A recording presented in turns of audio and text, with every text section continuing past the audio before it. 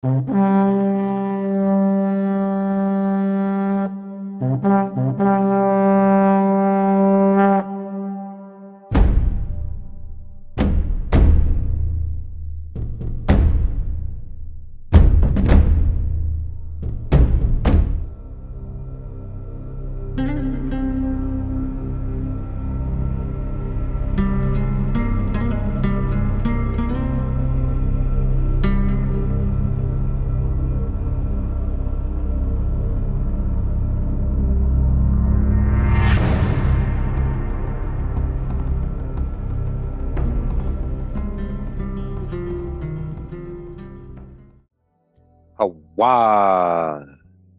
Hey, much love and respect. Pura vida, mi gente. Thanks for tuning in. Appreciate you guys taking the time to do that, as always. Got a real quick video today, guys. Just gonna state the facts. Hear it from the horse's mouth himself, one of the most famous Welsh historians. All right, we're gonna read from this book real quick.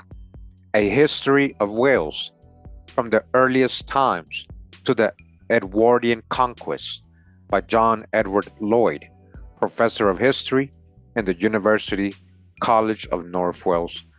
Banger. This is volume 1. All right, 1911. So this is John Edward Lloyd here. Supposed to be his picture right here. It says Sir John Edward Lloyd, from 1861 to 1947 is when he lived. Was born in Liverpool. He was educated in the University College of Wales, Aberystwyth, which later became the University of Wales, Aberystwyth, which he left in 1881, and Lincoln College, Oxford, from which he graduated in 1883 with a first-class honors degree, okay? Upon leaving Oxford in 1883, he obtained an academic position in his alma mater in Aberystwyth, teaching history. In 1891, he applied for the post of college principal. However, his application was unsuccessful, which prompted him to look for an academic post elsewhere, which he obtained shortly afterward in Bangor University, and that's in England as well, okay? Oh, sorry, in Wales. It says, career, Lloyd became a much published and famous Welsh historian, okay? A famous Welsh historian. That's what he's going to hear, what he's going to say. He wrote the first serious history of the country's formative years. A history of Wales from the earliest times, which we're going to read. He was the first editor of the Y.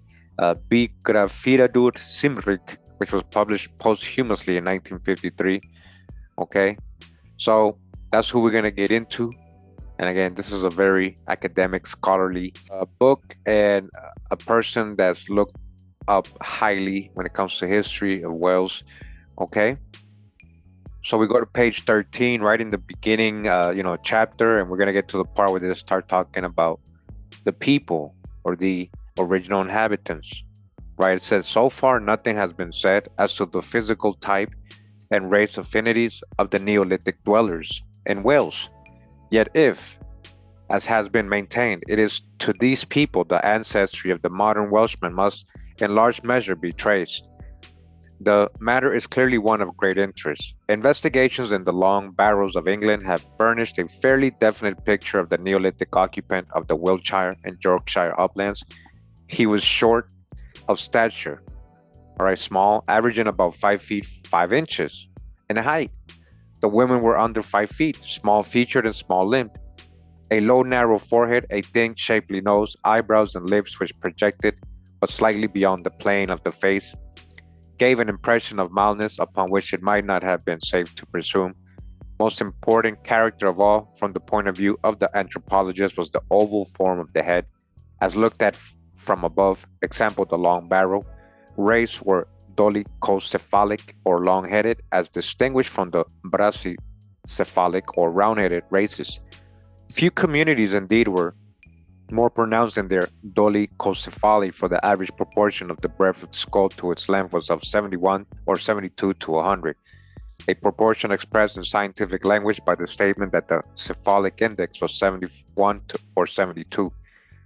If a comparison be now instituted between the few skeletons of Neolithic age discovered in Wales and this general description, it will appear that the Welsh remains are in respect of stature and contour of the head of the same class as those of England, with the exception that the Welsh skulls are not so long. Those from the then Bigshire and Flintshire caves having an average index not of 71 or 72, but of 76 or 77. The difference is not, however, important enough to warrant us in supposing that the Neolithic population of Wales was not essentially the same as that of England. No help is, of course, to be expected from Neolithic tombs in determining the question of the color, listen, of the hair and the complexion of the people of the New Stone Age. But the probabilities are much in favor of black curly hair and a brunette rather than blonde aspect. Brunette, huh? Brown complexion, black curly hair, curly, woolly. Later immigration seemed to have been predominantly of fair-haired folk, and the facts point to the dark element in the British population as the oldest. Okay?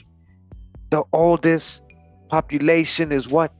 The dark people, dark complexion people, the oldest, the dark element, the oldest. All right? This is the most famous historian of Welsh history telling you. It is in harmony with this view that dark eyes and hair are found in the greatest preponderance in the western parts of the British Isles, and particularly in secluded spots where there has been very little disturbance of the population. Thus, the tables compiled by Dr. Beddoe show Wales in company with Cornwall and the west of Ireland, listen, as a land of dark folk, okay, so-called black folk, dark folk, black, so-called black, yes, Negro folk, yes, Negro, so-called dark. Again, Dr. Beddoe shows Wales, right, the whole of Wales in company with Cornwall and the west of Ireland as the land of the dark folks or the black folks who nowhere mustering greater strength than in the two old world centers of Rajader and Beg Geler, all right? Old world people, oldest population. We just talking about dark folk, so-called black folk, so-called Negro folk of Europe. When the Neolithic inhabitants of Britain have been conceived as a short, dark, and long-headed people, it is not difficult to find relatives for them on the continent. Tacitus long ago recorded the observation, doubtless of Agricola, that the Swarthy, all right, Swarthy visages, Swarthy people, right, so-called black visages and twisted locks, huh, braids or locks, right, locks, huh, or braids of the South Welsh tribe of Silures, pointed to their Iberian origin. The Silures we know in history, everybody knows they were Negroes, folk, so-called black folk or dark folk. The Silures, right? Swarthy visages, twisted locks, all right? You guys paying attention? This is not what they teach us in school. The Iberians, the oldest known inhabitants of the Spanish Peninsula, are still the dominant element in this quarter of Europe. The present population of Spain, says Ripley, is closely typical of that of the earliest prehistoric period. He adds that it is cranially not distinguishable either from the prehistoric long barrow type in the British Isles or from that which prevailed throughout France anterior to its present broad-headed population of Celtic derivation.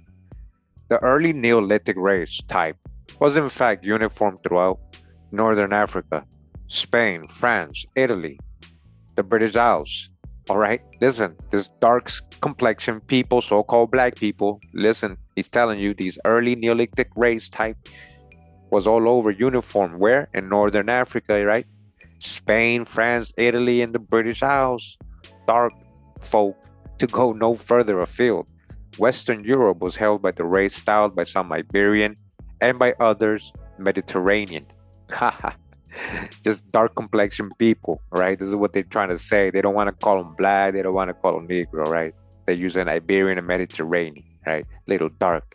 Its features and builds are represented in modern Britain by the short, dark Welshman of South Wales, possibly its very qualities of soul and mind in the typical collier and eisteddfodler, impulsive and wayward, but susceptible to the influences of music and religion. Theories of this kind, which offer a simple explanation of great variety of facts, are eyed with much suspicion by students whose work has made them familiar with the real complexity of race problems. Okay? Complexity of race, ethnicity, ethnology, genealogy of people, all right, is very complex, these race problems. But no more satisfactory explanation has yet been put forward of the race affinities of Neolithic man as he is seen in Britain, the Iberian, or Mediterranean theory. Indeed, has recently received from one quarter unexpected confirmation. Continuing a little ahead, it says here, to the west of the Silures came the Dematae. Ptolemy alone of ancient writers mentions them, but their existence is placed beyond doubt, and their situation indicated by the persistence of the name Dyfed, which is derived from the old form through the early Welsh Demet. Dyfed has had various meanings at various epochs in Welsh history, but it has never ceased to stand for a considerable region in southwestern Wales. In conformity with this, Ptolemy assigns to this tribe the station of Mari Dunum, which can be none other than our Carmarthen, as his Luentinum is further supposed to be Loniel in Cardiganshire. It would appear safe to locate the Dematae in the three modern counties of Carmarthen, Cardigan, and Pembroke. The tribe seems to have been reckoned for all purposes, save those of precise geography, as a section of the Silures, who probably held them in kind of subjection. Thus, according to the elder Pliny, the shortest passage from Britain to Ireland, for which he gives a very low estimate of 30 Roman miles, was a Silurum gente, a Silurian people. The Silures are dark complexioned, so-called black people. If this be so, it is right to extend to the Dematae the description given by Tacitus of the dark-haired Silures, and to regard them also as a race of Iberian origin, as indeed is suggested by the figures of Dr. Beddoe, who found as a dark population, okay, so-called black folks, all right, where at Carmarthen, as at almost any Welsh center, just like any Welsh center, there was what? A dark population, or a so-called black population, a Negro population, okay? At almost any Welsh center at which he made his observations, okay? In any Welsh center, dark population, okay? Continuing a little more ahead in the book, just a reminder of, the stories of the invading Vikings or Gentiles, or as they call black Gentiles, or black heathens, or black invaders, right? It says here, the Gentiles, or heathen folk as they are termed in the Welsh annals, are first definitely recorded as having relations with Wales in an annal of the year 850, when they are said to have slain a certain St. John. 3 years later, Anglesey was ravaged by the Black Gentiles. All right, and it says footnote number 10, just so you guys, just to be clear, footnote number 10, all right, Harl manuscript 3859. It says the Gentiles nigri. All right, so when they're saying black or dark, they don't just mean a tan or people with black hair. All right, as it says here, the Gentiles nigri, or negro, right? Right here, you guys see that, right? Are the Dubgale, or dark foreigners. All right, we went over this in the book Ancient and Modern Britons and other accounts, before, when we're describing some of the original people of Europe. We've gone over this so-called dark foreigners or dark heathen invaders, so-called Vikings and Danes, so-called black, all right, also invading the Welsh lands, Britain, United Kingdom, all that, right? So the dark foreigners of the Irish chronicles who appear upon the scene in 851 and contest with the Fingal or white foreigners, right? The possession of Ireland. The two sets of invaders are believed to have been Danes and Norsemen, respectively. Okay, the Danes are the so-called black, the Vikings, the dark Gentiles. Continuing regarding these black Danes, right? It says, despite these successes, Rhodri was at no period of his long reign free from the menace of Danish invasion. Reference has already been made to the ravaging of Anglesey in 853 or 854 by the Duke Gael or Black Danes, okay? Black, and you saw that it said Negri or Negro. They literally mean, yeah, a so-called black man who had newly appeared in Irish waters. We're talking about 800s, right? Irish waters and attacked the earlier settlers of Norse origin. In 856, Rhodri avenged himself by killing their leader, Horm. Nevertheless, he is still found fighting the Black Gentiles. At the close of his life, the Guev Dui Sul, or Sunday Fight, fought in Anglesey in 877. Must have been an encounter with a heathen foe, and its issue is shown by the statement in the Irish chronicles that Rhodri, king of the Welsh, in this year sought safety in Ireland from the attacks of the Black Gentiles. These Black Vikings were coming and trying to take his kingdom, and he had to flee. In the following year, he was back in Wales to fall a victim along with his son or brother, Gwrad, to English enmity. All right. Unfortunately, he didn't make it when he returned. We're going to get into this book, A Short History of Wales by Owen Edwards, Chicago, the University of Chicago Press, 1907. All right, and we go to chapter 2 of this book. It says here, The Wandering Nations. By land and by sea, race after race has come to make the hills of Wales its home. One race would be short, with dark eyes and black hair. Another would be tall, with blue eyes and fair hair. They came from different countries and along different paths, but each race brought some good with it. It says here, the first races that came were short and dark, okay? The first people, listen, the first races, people that settled in Wales, they're telling you here were so-called black folks, black Negro people, short Negro people. The first races that came were short and dark. They came in tribes. All right? Probably from the true old world, all right? They say Iberian. So who's these Iberians, right? They're not necessarily all coming from Africa. You gotta dodge the hijack. They had tribal marks. So they came in tribes. We're talking about dark complexion people. They came in tribes, right? Indigenous people. They had tribal marks.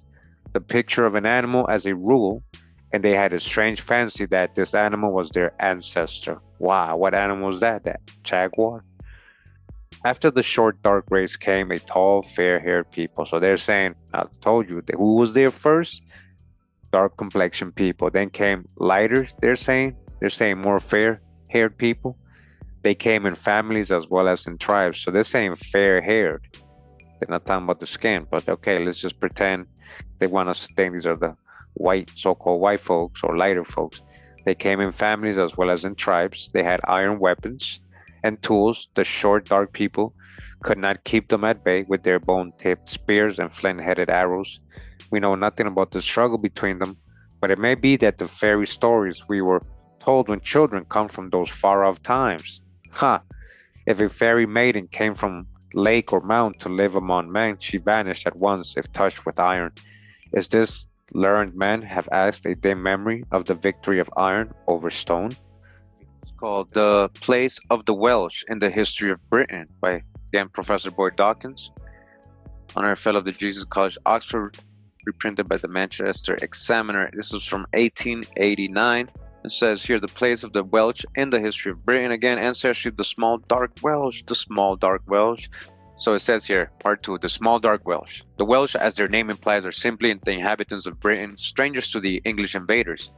It would be absurd to expect that the rude warriors who pushed the inhabitants of Roman Britain before them to the west into Wales, Cumbria, and the West Wales, Devon, and Cornwall would have drawn any subtle ethnological distinctions to the destroyers of the Roman Empire.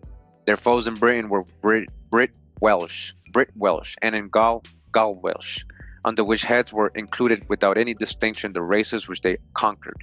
It is clear, however, from the pages of Caesar and Tacitus that at the time of the Roman conquest there were at least two distinct peoples in Britain: the tall, fair-haired, blue-eyed Celt, identical with the Gaelic tribes, and the dark complexioned, wavy-haired South Welshmen Silures. All right, again, two types of people.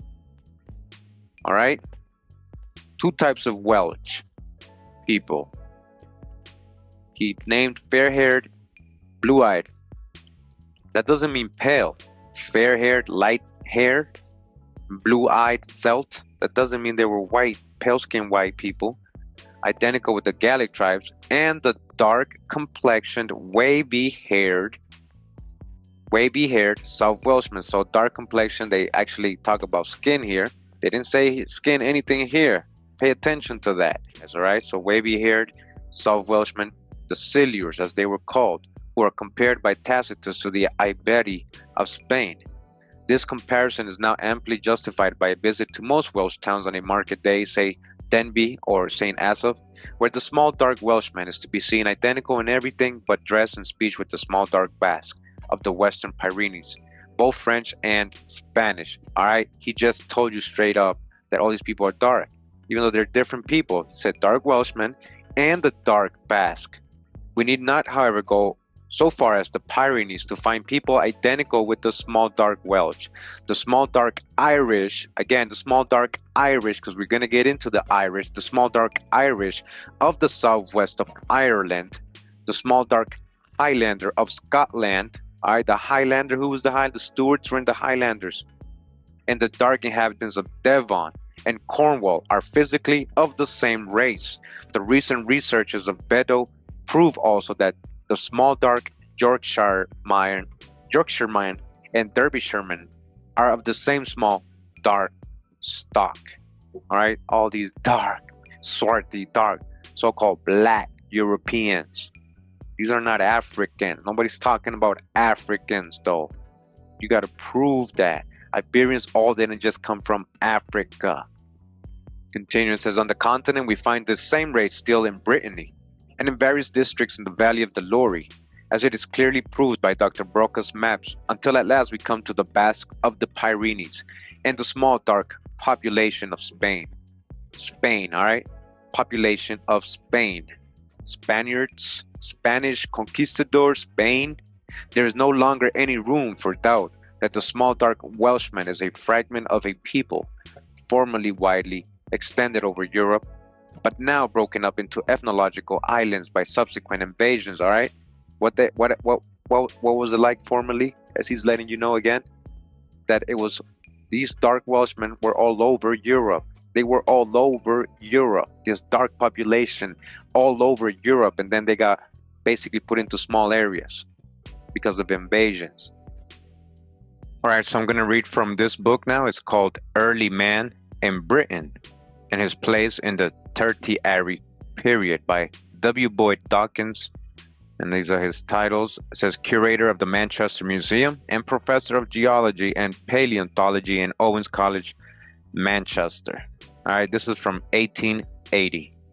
On page 323, the author says, in my belief, the Iberians of France and Spain, the Silures of Wales, the Ligures of southern Gaul and northern Italy, and the small dark Etruscans, all right, all these people are to be looked upon as ethnological islands isolated by successive invasions, pointing out that if we could go deep enough in past time, we should find that the whole of Europe was inhabited solely by a swarthy, non-Aryan population. Swarthy, non-Aryan population.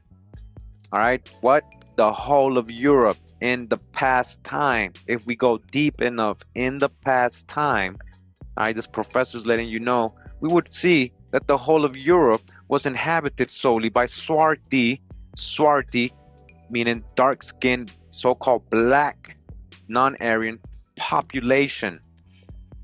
On page 330, it says, the strong resemblance borne by the small, dark Silures to the Iberians was remarked, as we have already noticed, by Tacitus. At the present day, his observation applies equally to the small, swarthy Welshman, with long head and Iberian physique. The broad-headed dark Welshman is identical with the broad-headed dark Frenchman, and the Welsh people may be defined ethnologically as principally Celtic and Iberian, every intermediate variety between the two extremes being represented. The Silures no longer form a compact ethnological island, but are scattered and dispersed and mingled with other races. Little further.